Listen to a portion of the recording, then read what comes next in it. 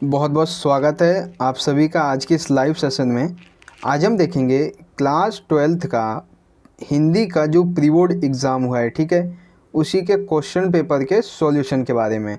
और ये जो वीडियो है वो स्पेशली इवनिंग शिफ्ट का जो क्वेश्चन पेपर हुआ है उसके सॉल्यूशन के बारे में है, ठीक है।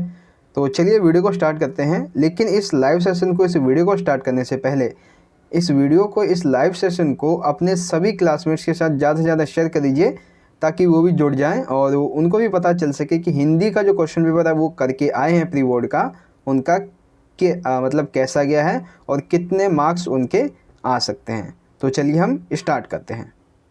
दोस्तों, सबसे पहले क्वेश्चन पेपर का एक छोटा सा रिव्यू आप यहाँ से लिख सकते हैं, ठीक है, कि नंबर ऑफ़ पेजेस है 16 और कोड है 002। इवनिंग शिफ्ट का ये क्वेश्चन पेपर है। टाइमिंग है 90 मिनट्स और मैक्सिमम मार्क्स है 40। और किसी भी क्वेश्चन पेपर का बच्चों याद रखिए, आपको सामान्य निर्देश जरूर पढ़ना है ताकि आपको पता चल जाए कि इस क्वेश्चन पेपर में कितने क्वेश्चन हैं, किस खंड में कितने में से कितने प्रश्न आपको करने हैं, ठीक है। सबसे पहले आता है आपका अपठित बोध यानी कि खंड का, तो इसे करेंगे हम सबसे लास्ट में। सबसे पहले हम आपका जो अभिव्यक्ति माध्यम वाला पार्ट है उसे कंप्लीट करेंगे, ठीक है। तो सेक्शन बी आपका यहाँ से स्टार्ट होता है क्वेश्चन नंबर 37 से, अभिव्यक्ति और माध्यम पर आधारित प्रश्न। तो देखिए क्वेश्चन नंबर 37 क्या कहता है कि मुद्रित माध्यमों की क्या विशेषता है, ठीक है। तो इसमें तो चारों ऑप्शन है। छपे हुए शब्दों में स्थायित्व होता है, लिखित भाषा का विस्तार होता है, चिंतन, विचार और विश्लेषण का ये माध्यम होता है। तो ये सभी विशेषताएं मुद्रित माध्यम की विशेषताएं होती हैं। तो ऑप्शन 4 आपका राइट आंसर हो जाएगा। उसके बाद देखिए क्वेश्चन नंबर 38, 39 एंड 40, एक ही साथ में इनको अंडरलाइन करता हूँ। क्वेश्चन नंबर देखिए 38, समाचार लेखन की महत्वपूर्ण शैली क्या होती है? तो ये आप सभी को पता है, उल्टा पिरामिड शैली। कौन सी होती है? उल्टा पिरामिड शैली। क्वेश्चन नंबर 39 है, श्रोताओं से संचालित माध्यम यानी कि जो सिर्फ सुनने के योग्य होता है वो कौन सा होता है? रेडियो। ये आप सभी को पता है। क्वेश्चन नंबर 40 है, कविता लेखन का सबसे पहला उपकरण क्या होता है? तो भैया किसी भी कविता को अगर आप लिखते हैं तो उसका सबसे पहला उपकरण होता है शब्द। जब शब्द ही नहीं आएगा तो उसका अलंकार क्या बनेगा, उसका वाक्य भी नहीं बनेगा, उसका अर्थ ही नहीं निकलेगा। तो सबसे पहले क्या जरूरी होता है? शब्द जरूरी होता है कविता लेखन के लिए, ठीक है। आगे क्वेश्चन नंबर 41, कविता को इंद्रियों से पकड़ने में क्या सहायक होते हैं? देखिए जो कविता होती है उसको इंद्रियों के द्वारा पकड़ने में क्या सहायक होते हैं?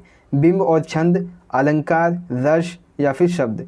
शब्द तो उसका एक मूल शब्द हो गया, ठीक है, उसका एक महत्वपूर्ण शब्द है, महत्वपूर्ण अंग है। लेकिन इस इंद्रियों से पकड़ने में जो सहायक होते हैं वो होते हैं बिंब और छंद। बिंब और छंद के माध्यम से ही कविता की इंद्रियों को पकड़ा जा सकता है, ठीक है। तो सेक्शन बी आपका इतना ही था जिसमें आपके 5 प्रश्न थे, ये 37, 8, 9, 40 एंड 41। देन आपका आता है खंड गा यानी कि पाठ्य पुस्तक तथा अनुपूरक पाठ्य पुस्तक पर आधारित, यानी कि अंतरा और अंतराल जो दोनों आपकी किताबें हैं उनसे संबंधित ये प्रश्न है। और सबसे पहला प्रश्न आपका यहाँ से है, ये आपका जो कार्नेलिया का गीत है वहाँ से लिया गया है, ठीक है। तो देखिए क्या है कि सबसे पहले क्वेश्चन नंबर 42 है, काव्यांश में कवि अनजान क्षितिज का प्रयोग किसके लिए किया है? अनजान क्षितिज यानी कि जो दूसरे देश से हमारे देशों में आते हैं, जिन्हें कहीं शरण नहीं मिलती है। तो बेसिकली ये जो पॉइंट है कि कवि ने काव्यांश में अनजान क्षितिज का प्रयोग किसके लिए किया है, तो वो किया है विदेशी शरणार्थियों के लिए, ठीक है। ऑप्शन सेकंड राइट होगा। क्वेश्चन नंबर 43 है, लघु सुरधिन में जो ये पंक्ति है इसमें कौन सा अलंकार है? ठीक है, उत्प्रेक्षा, रूपक या फिर उपमा या फिर यमक। तो देखिए आपको मैं एक चीज़ बता दूं कि कोई सा भी अलंकार जिसमें से सा आता है, ठीक है, यानी कि मान लीजिए राम से, हनुमान से, अगर किसी में भी से किसी की तुलना की जाती है, ठीक है, तो वहाँ पे उसे हम कहेंगे उपमा अलंकार है। तो ये जो लघु सुरधुन से, यहाँ पे कौन सा अलंकार है हमारा? उपमा अलंकार है, ठीक है। क्वेश्चन नंबर 44 है, काव्यांश में ताम्रस शब्द जो है, यहाँ पे एक ताम्रस शब्द यहाँ पे दिया हुआ है, आप देख सकते हैं यहाँ पे, इसको पढ़ेंगे कि सरस ताम्रस गर्भ विवाह पर नाच रही, ठीक है। तो ये जो तामरस है काव्यांश में किस शब्द का अर्थ निहित है, तो वो है कमल का। ऑप्शन ए इसका राइट आंसर है। क्वेश्चन नंबर 45 देखिए, कवि द्वारा भारत की किन विशेषताओं की ओर संकेत किया गया है। ऑप्शन फर्स्ट, भारत का प्राकृतिक सौंदर्य अद्भुत है, सही है। इस भूमि पर सूर्य की पहली किरण पड़ती है, ये भी सही है। यहाँ अनजान व्यक्तियों को भी आश्रय प्राप्त होता है, ये भी सही है। तो कवि के द्वारा भारत की जिन विशेषताओं का अभिव्यक्त किया है वो उपरोक्त सभी हैं, ठीक है। अगला क्वेश्चन नंबर 46 है, उड़ते खग में क्या विशेष अर्थ व्यंजित होता है। कि जो उड़ते खग हैं इसमें ऐसा कौन सा अर्थ है जो विशेष व्यंजित होता है। देखिए अब यहाँ पे क्या है, पहला है कि भारत सभी शरणार्थियों की आश्रय स्थली है, यह केवल पक्षियों की आश्रय स्थली है, पक्षी अपने घोंसले की ओर उड़ते हैं, उपयुक्त सभी। तो इसका जो राइट आंसर है उड़ते खग, इसका जो विशेष अर्थ व्यंजित होता है वो है भारत सभी शरणार्थियों की एक आश्रय स्थली है, ये अर्थ यहाँ पे व्यंजित होता है, ठीक है। ये नहीं कहा गया कि केवल पक्षियों के लिए ये पक्षी घोंसला बना सकते हैं, नहीं, यहाँ पे भारत में सभी शरणार्थियों की आश्रय स्थली है ये बताया गया यहाँ पे, ठीक है। तो ये हमारा कंप्लीट हुआ जो आपका था क्वेश्चन सेक्शन सी का, ठीक है। आगे देखिए फिर आता है एक जो आपका प्रेमधन की छाया स्मृति है, उससे ये वाला चैप्टर जो है आपका, उससे एक गद्यांश लिया गया है, आप इसे पढ़ सकते हैं इजीली। अब इसमें से जो प्रश्न बनते हैं हम उनकी तरफ बढ़ते हैं।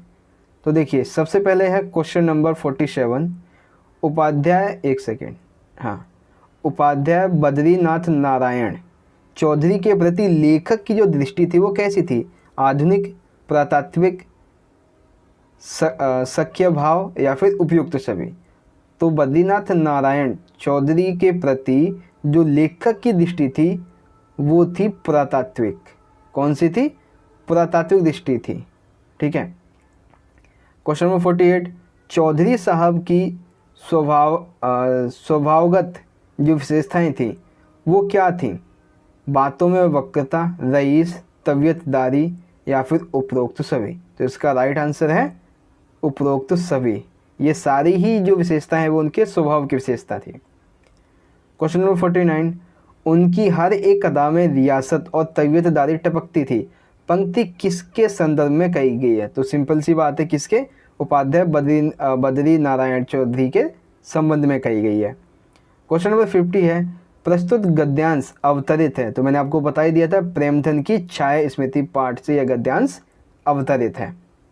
क्वेश्चन नंबर 51 है, जो बातें उनके मुंह से निकलती थी उनमें एक विलक्षण वक्रता रहती थी, वाक्य में क्या ज्ञात होता है। तो भैया वाक्य में हमें ये पता चलता है कि चौधरी साहब बातचीत की कला में काफ़ी कुशल व्यक्ति थे, ठीक है। ऑप्शन बी राइट आंसर हो जाएगा। तो अभी तक की ये प्रश्न आई होप आपको समझ में आए होंगे। प्रेमधन की छाया स्मृति का जो अंश लिया गया था उससे जो प्रश्न पूछे गए थे, ठीक है।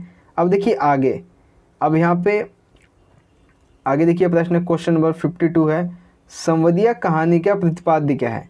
तो बेसिकली जो संवदीय कहानी है वो संवदीय का महत्व तो बताती है, लेकिन साथ ही साथ वो मानवीय संवेदना को भी बताती है। जब आप इसके क्वेश्चन आंसर पढ़ेंगे, ठीक है, तो वहाँ पे आपको मिलेगा कि संवदीय कहानी जो है उसका प्रतिपाद्य है कि मानवीय संवेदना को इसमें अच्छे से व्यक्त किया गया है। तो ऑप्शन डी यानी कि घ इसका राइट आंसर हो जाएगा। क्वेश्चन नंबर 53, जयशंकर प्रसाद ने आशा को बावली क्यों कहा है। तो जयशंकर प्रसाद ने आशा जीवन में यथार्थ को समझने ही नहीं देती है, आशा व्यक्ति को प्रेमी को बावला बनाए रखती है, आशा व्यक्ति को काल्पनिक सुखों में भरमाए रहती है और उपरोक्त सभी। तो ये जयशंकर प्रसाद ने आशा को बावली उपरोक्त सभी कारणों की वजह से कहा है, ठीक है। ऑप्शन डी आपका राइट आंसर हो जाएगा। अब देखिए क्वेश्चन नंबर 54, कार्नेलिया की विशेषता क्या है। कार्नेलिया की जो विशेषता है वो क्या है, विदेशी होने के बावजूद भारत को अपनाने वाली, प्रकृति प्रेमी, केवल का खा तथा दोनों। तो इसका राइट आंसर जो बच्चों मुझे लगता है वो होगा ऑप्शन नंबर डी, कि विदेशों में रहने के बावजूद भी भारत की संस्कृति को अपनाना और प्रकृति से प्रेम करना, ये दोनों ही राइट आंसर है। क्वेश्चन नंबर 55 है, तोड़ो कविता ने कवि ने हाथ फैलाने वाले व्यक्ति को किस प्रकार का माना है। तोड़ो कविता जो है आपकी, उसमें कवि ने हाथ फैलाने वाले व्यक्ति को किस प्रकार का माना है? तो भैया उसे ईमानदार व्यक्ति माना है कि वो चोरी नहीं करता है, हाथ फैला के भीख मांग के अपना काम कर लेता है, लेकिन वो कभी चोरी नहीं करता है, तो उसे ईमानदार व्यक्ति कहा है कवि ने। ठीक है। क्वेश्चन नंबर 56, बालक बच गया।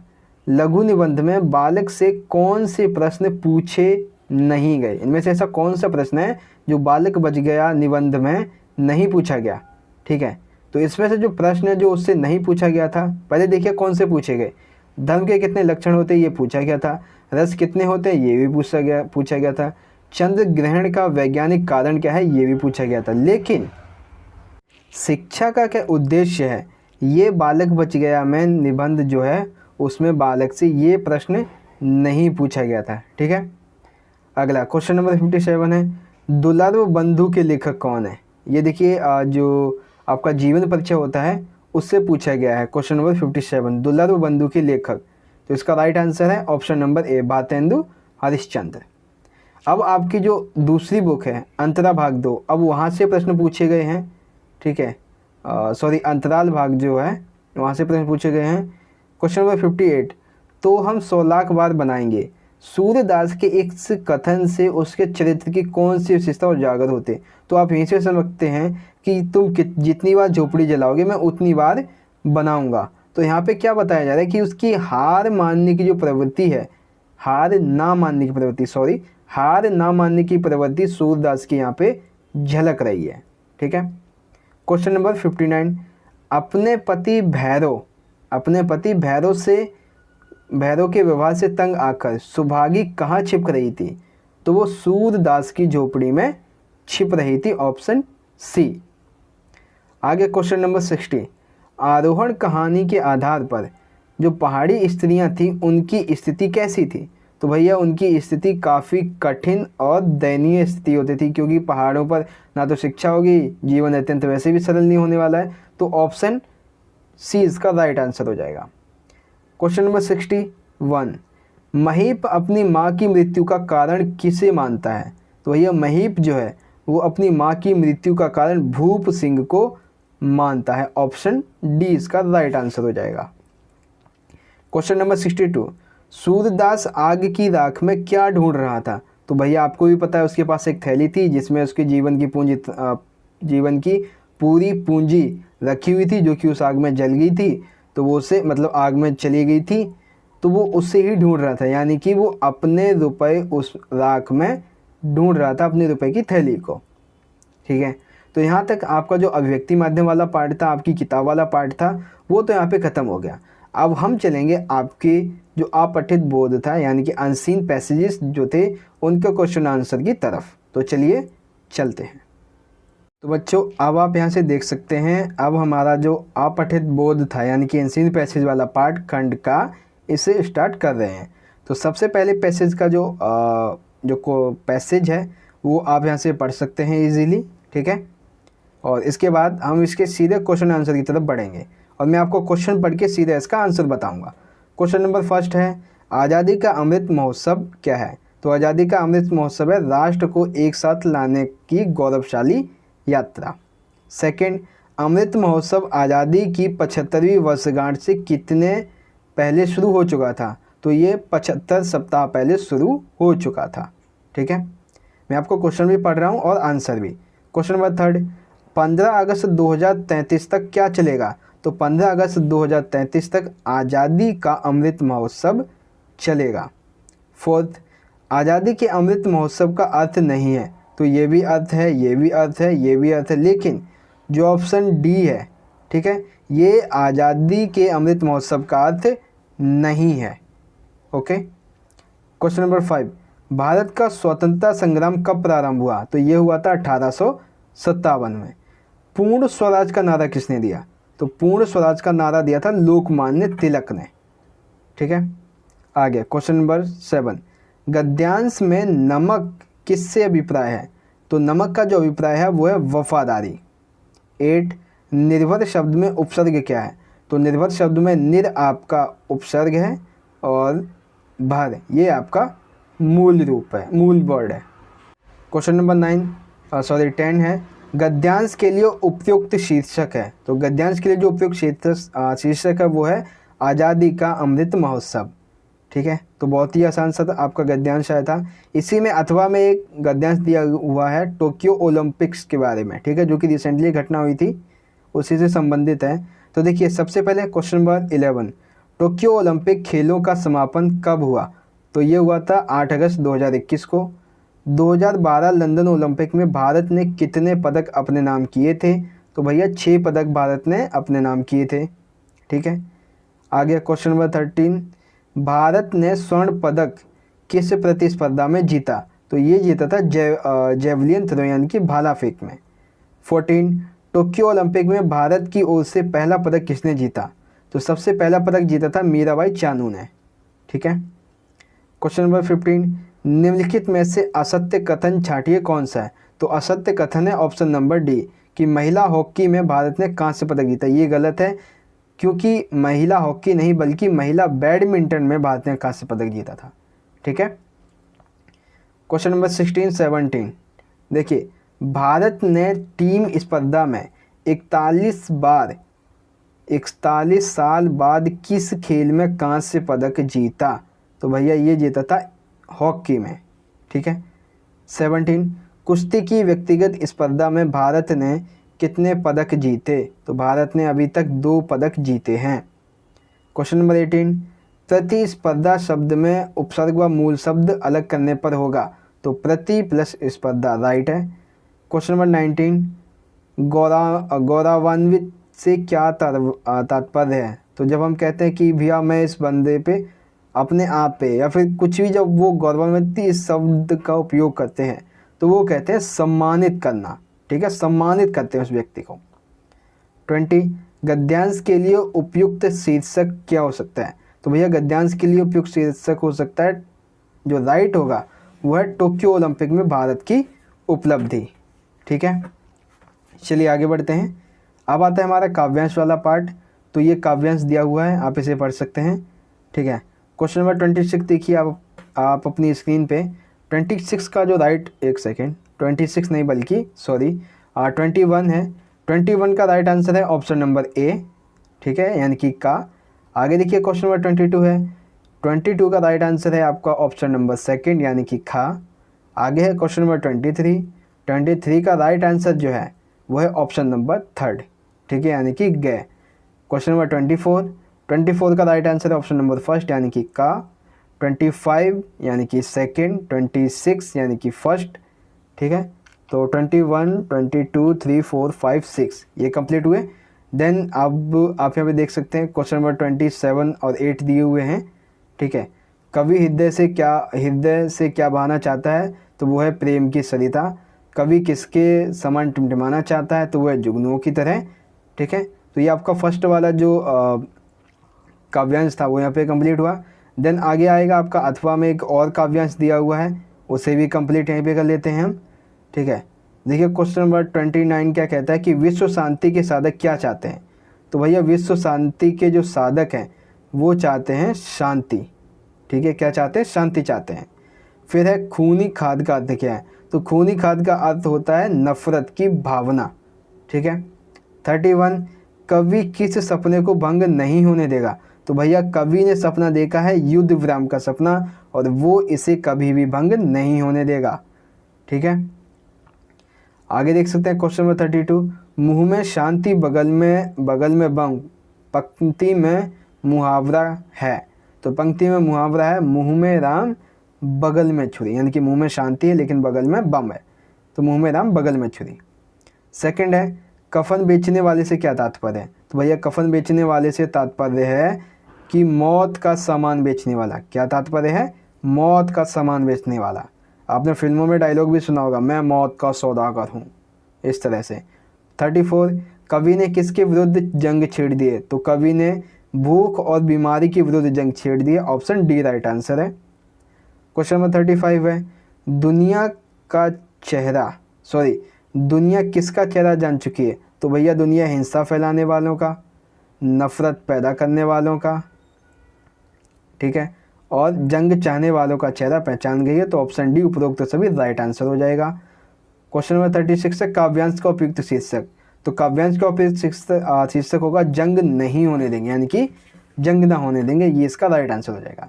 तो यहाँ पे ये खत्म होता है। आपकी अभिव्यक्ति और माध्यम और आपकी किताबों से संबंधित जितने भी प्रश्न थे वो ऑलरेडी मैंने पहले ही कंप्लीट कर दिए थे।